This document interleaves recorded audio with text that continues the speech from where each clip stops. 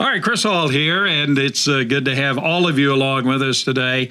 And it's a great thrill to have David Pollack on the line with us today. David, of course, if you're a University of Georgia football fan, you know about David Pollack. If you're a college football fan, you know about David Pollack, the great player for the University of Georgia, College Football Hall of Famer, and involved in a great way with faith and serving the Lord in many different ways. And David, it's a pleasure to have you on our program today. Oh, thanks for having me, Chris. Appreciate it. Let's talk a little bit about, your faith journey. You're very open about your faith, your commitment to Christ. You're involved with your church, the Pollack Family Foundation. Tell me a little bit about your faith journey. How did you come to know Christ, and how did you begin that relationship with the Lord? Well, it's definitely a different one. I grew up with a great mama and daddy, and I'm talking about great, but church was just not a part of our lifestyle. And so didn't really we did sports. And then I had a neighbor, one year, my sophomore year of high school, he kind of invited me to go to a lock-in. And I was like, what the heck's a lock-in, bro? He was like, you get to stay up all night and play sports. And I was like, I'm in. Let's go. So now, I did not know what was going to happen. I did not know to share a little bit about Jesus and the Bible and talk a little bit about faith. I had no clue that was going to happen, but that was the first real seed I had planted. Then I had a teacher, my junior year, whose name was Mark Watson. And he taught science, and I went to a public school. He had a Jesus sticker, on his computer. He listened to praise and worship. And Mr. Watson's personality was very calm, very cool, very easygoing. And I had a good tendency to get under people's skin and be rambunctious and get in trouble. And I never flustered Mr. Watson. And I don't know what led me to the next step, but the next step, basically, I don't know if I was trying to prove, to do something that annoyed Mr. Watson, or I was infatuated with kind of something that he had, or I was impressed with something he had. But for outside reading for English, for the next year, going into my senior year, you had to pick 200 pages of a book, and you had to read it. I told my English teacher, I said, I want to read the Bible. I don't know anything about it. I've heard about it a little bit. I'd like to read the Bible. And she was like, you can't do that. She's like, because I can't sit with you and make sure you read it. And I was like, well, Mr. Watson can. And actually volunteered for him for that position, and he accepted it. And he started to teach me about the Bible, and he started to take me through it. He was like, hey, don't start with Genesis. Let's start with Matthew, Mark, Luke, and John. And these are disciples that, these are, people that were influenced by Jesus or influenced by disciples. And this was their background of Matthew. This was the background of Mark, and he started to take me through it and started to teach me. And then I started to read the Gospels, and I'm like, wait a minute, you've got a history in time, back in the day when before this was written, that a blurb about emperors, a blurb about kings. Why do we know so much about this guy?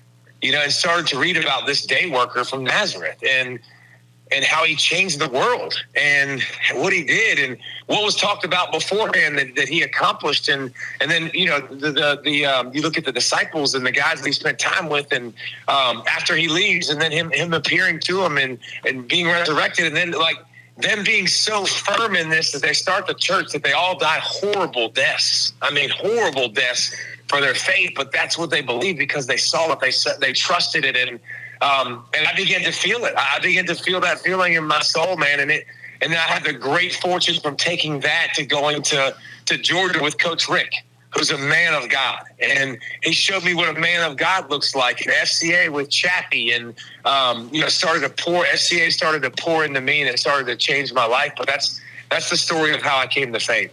Yeah, lock-ins. How many Christians began, especially as young people, by being really introduced to the Lord in a lock-in? It would be interesting to have a survey to know about that. Tell me about how do you think your faith has affected your football career? You're very accomplished, of course, football player, high school, college, and into the professional ranks. How do you think your faith had an effect on your football career? Did it ground you? Did it give you a different kind of perspective? What do you think about that? It 100% was a big time help. I I definitely have faith over fear. And in my life, I have faith over fear. And so I wasn't necessarily as worried with outcomes. I wasn't necessarily as worried about, having to do X, Y, and Z. I know that I have a God and I serve a God that my story has already been written. Like he's already got the pages of my story written and the book's kind of closed, right? Like he knows. He's not surprised by anything I do. So I think not only does it help me in football, it helps me in my walk with just period, with my walk in life and with my friends and with everything that comes into my journey. I know that I have a God that's for me. Like God is for us. That God isn't against us. And does that mean that everything's going to be hunky-dory and perfect? Absolutely not. There's going to be, just like in football, there's going to be adversity and ups and downs, and just like throughout my career. But I knew that I had a God that was for me, and that everything happened on purpose, and that I was on purpose. And so it definitely makes a big difference in life and in football. Now, today you do a wonderful podcast with your pastor, Pastor Jay. And let's talk a little bit about that and the Pollack Foundation. Your testimony, your service for the Lord certainly is up to date. Talk a little bit about that involvement with the church that you have and the Pollack Foundation and what you do today in serving the Lord. Well, I can't tell you how much it makes me smile when you call Pastor Jay, Pastor Jay. Yeah. Like, because I kind of came up with that name for him, and it's Jonathan Howells, but Pastor Jay sounds so much more dope. Yeah, it's cool. But, the Family Goals podcast, man, we created that out of a closet at the church. And, me and my son, I was really learning in my journey with my son about, how to be an accountability partner and how to push him, in his journey, but not make it my journey. And I told Pastor Jay how I sat down and I went through with Nichols. I'm like, what is your goals? What are your spiritual goals? And this is when he was like 12 years old. What are your spiritual goals? What are your academic goals? What are your sports goals? And I kind of came beside him, but I wanted it to be his journey. And I did a thing for Father's Day for the church one day where Pastor Jay interviewed me in the gym, and we were like, let's just make this. Let's make this something. Let's make a book about this. Let's make a book about family goals and that. And he's like, let's start with a podcast. Like, let's do a podcast. We'll start in the church closet. Like, and we'll basically, do it and we'll try to help people. But we'll do it, and then we'll write a book and just kind of expand it. No idea that it would be big. No idea. I mean, when I say Chris, not at all. Like, and we've had some clips and some things that we've done, like reach over 5 million views, which is absolutely crazy to think about. With how we discovered it. So it's a spot where you can come and go, and you can really learn what it looks like to be a godly father, what it looks like to be a godly husband, like tangible takeaways. Like, I'm a big person on takeaways. I'm not smart enough to take all of this information and digest it and then take the next step. I need you to tell me what the next step. So, we did a cool thing on the 5 love languages. Well, you hear about the 5 love languages all the time, but you don't talk about it for your kids. Like, your kids have a love language. Like, we need to figure out what our baby girl and son's love languages are so we can go serve them and love them correctly like we do with our wives. And, a couple takeaways you could take from it. And so that's Family Goals. The Pollack Family Foundation, man, I'm so jacked up about our newest event we're doing. Like, we exist to serve. We exist to find needs in the Athens community around us to go serve them as much as possible and to make things better, like to be the hands and feet of Jesus. And this event, you're going to love this, bro. Okay. And so this just came to creation. Monday, November 20th is our next event. And it's going to be at the Classic Center in Athens. And we are renting the Classic Center. And we are setting it up.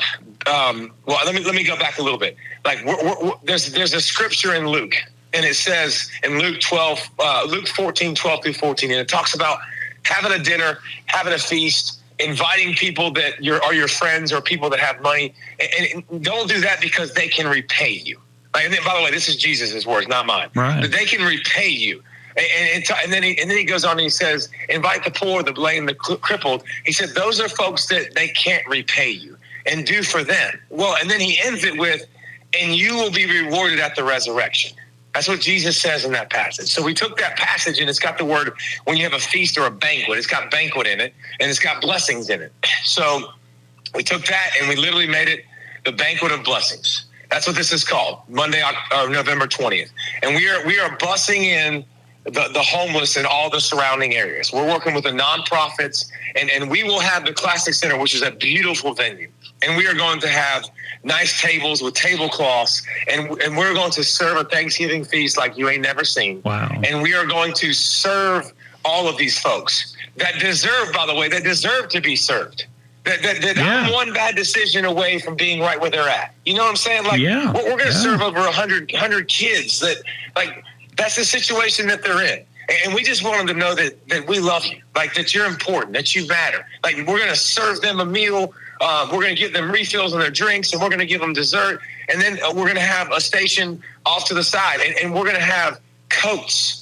And we're going to have underwear, and we're going to have socks, and we're going to have blankets. We're going to have a duffel bag for them with food for the next couple of days, with a hygiene kit for them, with toothbrushes and toothpaste. Like, and literally, and again, this is a vision, Chris, that's coming to life now. Yeah. So like, this is not like a final product, but we are doing it. Like, we're going. I'm driving my wife crazy because we signed the agreement. We made the agreement with the Classic Center, and you got to pay a lot of money for that. And I'm like, listen, baby doll, like, God's got it. Like, God's got this covered. We'll figure out. I said, we got 7 weeks, because we had 7 weeks to the day.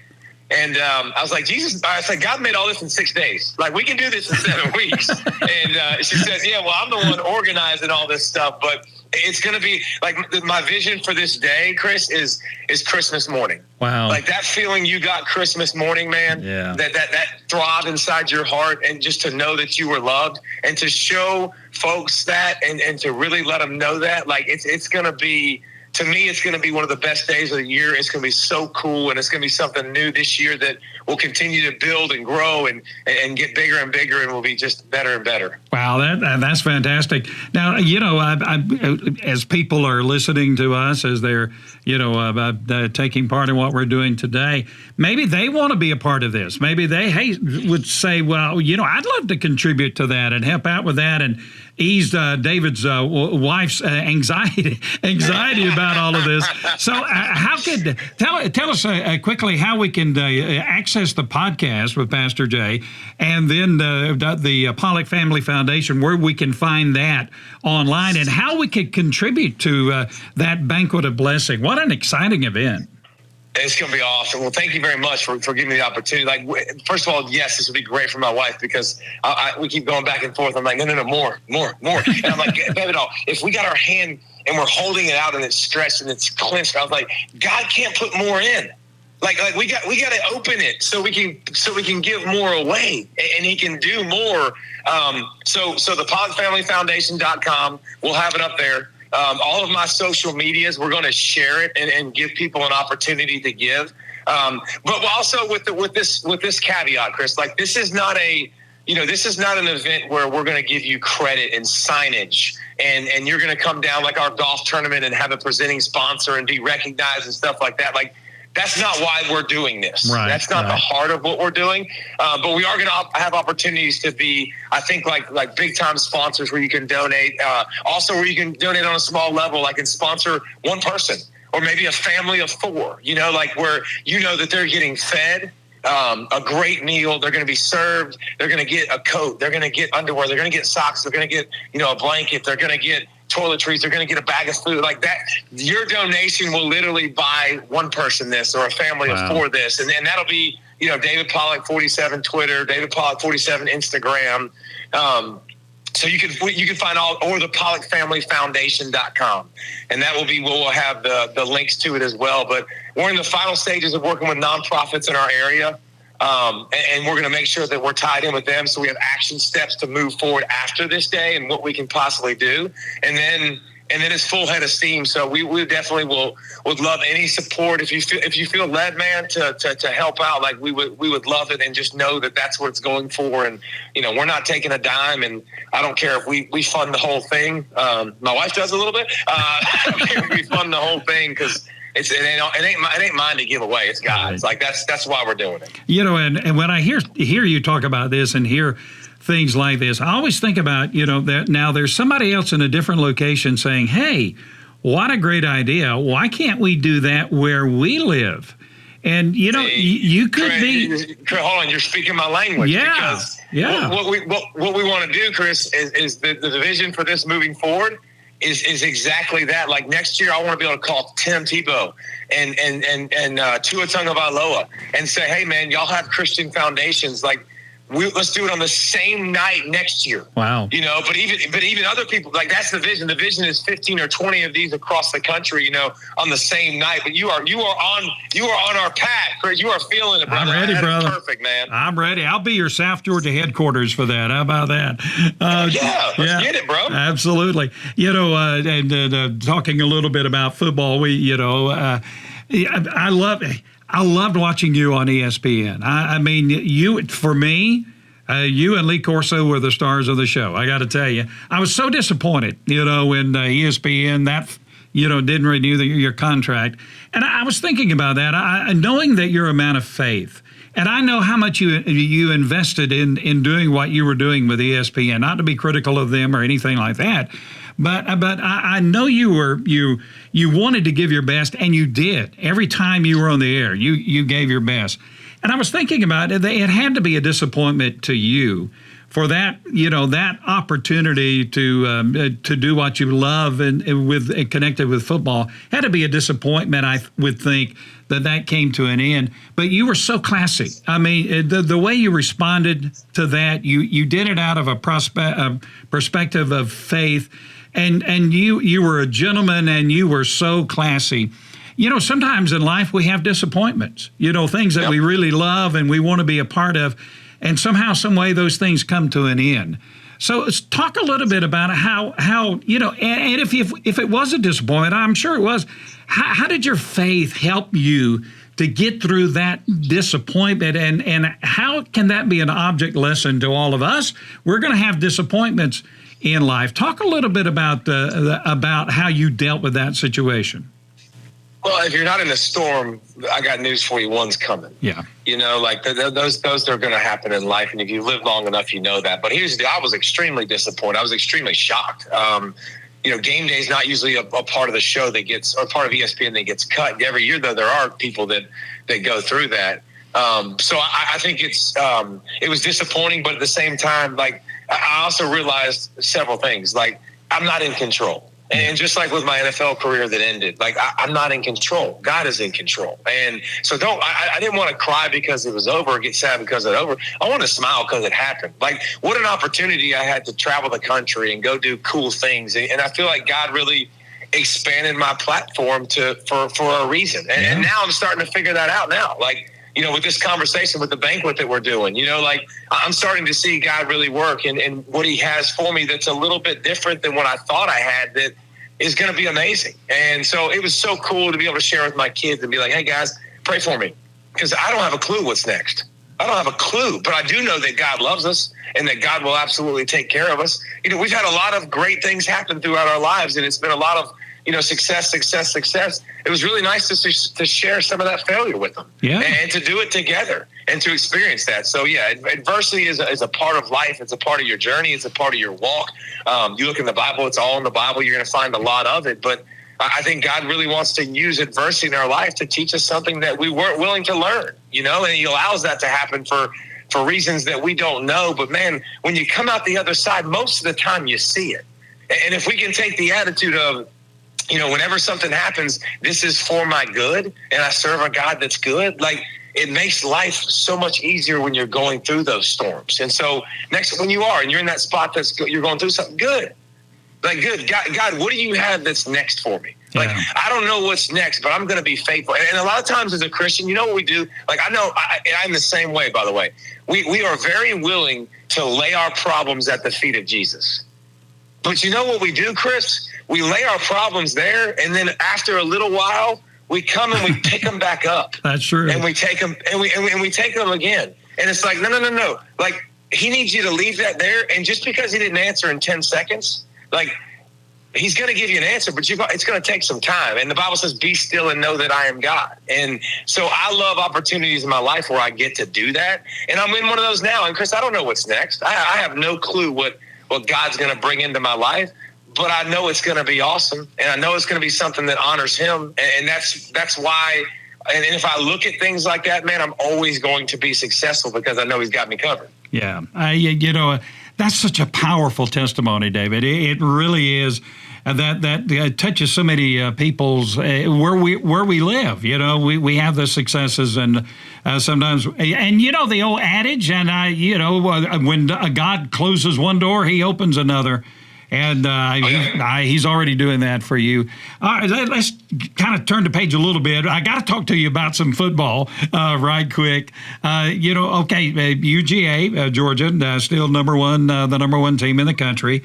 Just give me, you up close and personal. You were with Georgia being on the ESPN platform, and of course with you being a part of the University of Georgia football family.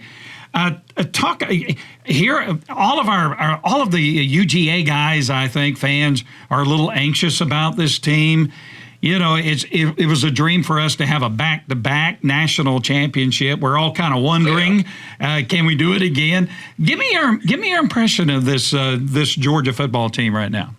Well, I mean, we're still learning and growing. I think the offense has got a chance to be really special, and you're seeing Carson kind of develop and grow up and get better and better. And I think it's going to continue to. Ladd getting healthy, the running back situation getting healthy throughout the year so far. Dejon taking a hold of that. I think the defense is not going to be what it's been, and it's going to look different throughout the season and at different times, and they're going to have to do it differently than they built it. But I think, the fact that we got back-to-back natties, like I don't care. Like I don't care if we don't win another one this year. Like we got to realize this was awesome. Like what a run! I mean, I remember biatching and moaning in the green room to Reese Davis when we were playing Alabama. They're like, just give us one.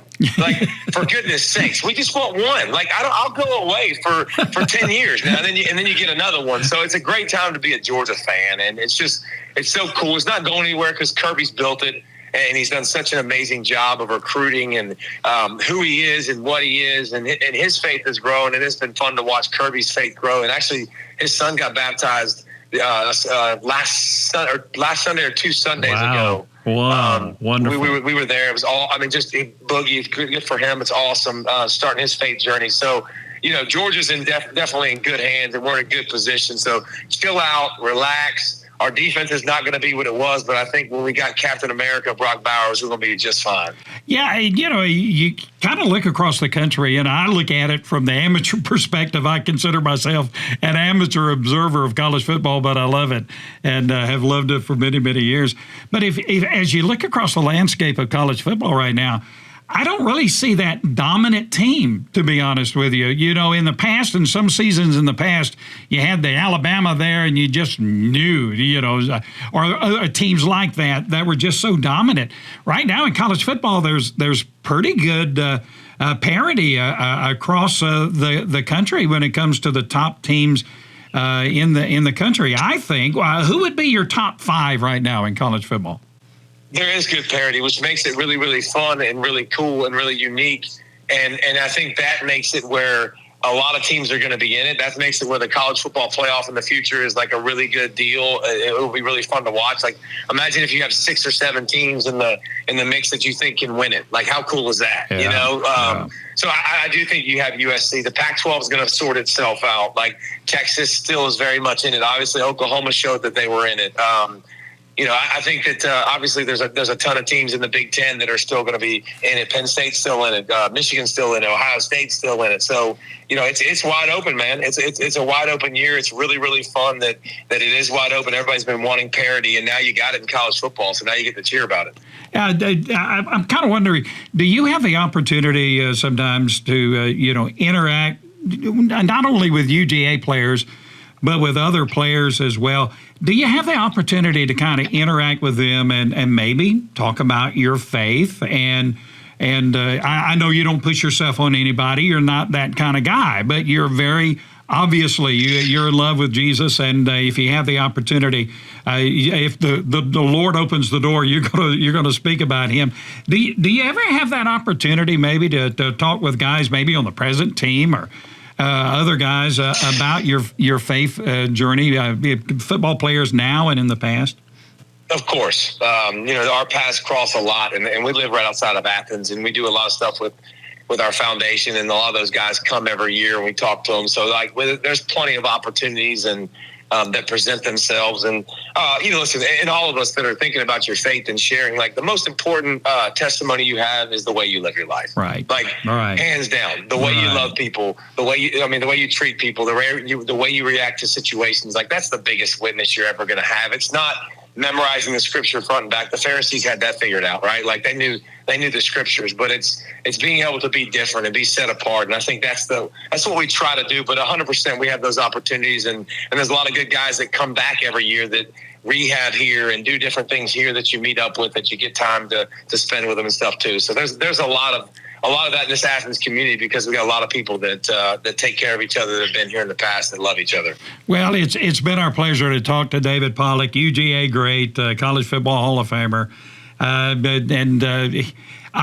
David, maybe you missed your calling. Maybe you should be in the pulpit, brother. I just got to tell you, maybe the Lord's going to knock on the door. I appreciate you saying that, but not me, but he. So, amen. I appreciate your time, man, and good luck to what's going on. Hey, let's talk, man. Let's see if we can get a banquet going down there in South Georgia, baby. Yeah, I think maybe we can handle that. And listen, assure your wife that we're going to be praying for her in this project so that she can live without all that stress, okay?